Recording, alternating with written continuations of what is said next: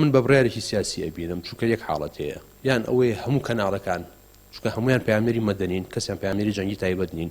یا ئەوەی هەموو کەناڵەکان پێکەوە نێڵن بڕۆنە بەرەکانی شەڕ یا کە کەناڵێک ڕێگی پێدراوی هەموو کەناڵەکان ڕێگی پێ بدرێت ئەمە کێشەکە لێرە ئەوەیە کە بڕیارەکەم بڕیاری سیاسی و حیزبین بڕیاری ئەوە نییە کە بۆ پاراستنی ژیانی یان گیان و سەلامەتی پامێرەکانی NRT بێ نەخێر KNRT و KNN و پەیام جاکرێتەوە بێگومان ئەمە بە بڕیارێکی حیزبی و بڕیارێکی سیاسی جاکرێتەوە هەر هەمان ئەو پامێرانن کە کەناڵەکانی کەژ ڕووماڵەکەنیان هیچ پامێری جەنگی نییە ئەو بیان و کەش تا ئێستا من نازانم بۆچی ئەو سێ کەناڵە جاکراوتە لە سەرجەم کەناڵەکانی کە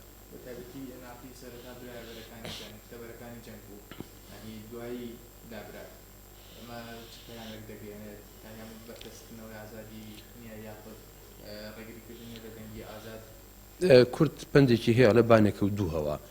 ئەم کەناڵە ڕۆژێک پێشەوە سوازنامەی بۆیەتەوە ڕۆژی دووەم ڕێگەی لە ئەیجیری لە بەرەکانی جا کەناڵێکی کە لە بەرەوەی هەڵگری فکری حیزبێکی جاری کراوە ڕێگەی لە ئەیجیری کەناڵێکی کە لە بەرەوەی هەر باشە ئێستا بینن بەم شێوەیە ئێمە پێشتر کە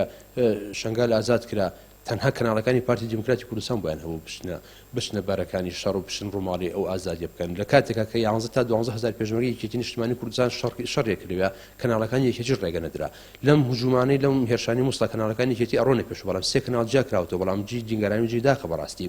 بۆچی ئەم سێ کەناڵە جاکرێت لەبەرچی ئایا پرۆفیشناڵ نین هیچ کەناڵێکی کوردی لە ڕووماڵکردنی جەنگا پرۆفیشناڵ نییە ئایا ئەم کەناڵان دوژمنی میلەتن ئەگەر دوژمنی میلەتونەتەوە ئەی کەناڵەکانیان داخی کەواتە لێرە بە بڕیارێکی سیاسی ئەم سێ کەناڵە بە دەرکراون لەوەی کە بچنە ناو بەرەکانی شەڕەوە من بەڕاستی ئەڵێم یان ئەوەیە ئەبێ سەرجەم کەناڵەکان بەم شێوازە نێڕن ڕووماڵ بکەن یان کە ڕووماڵ کرا هیچ کەناڵێک جا نەکرێتەوە لە کەناڵێکی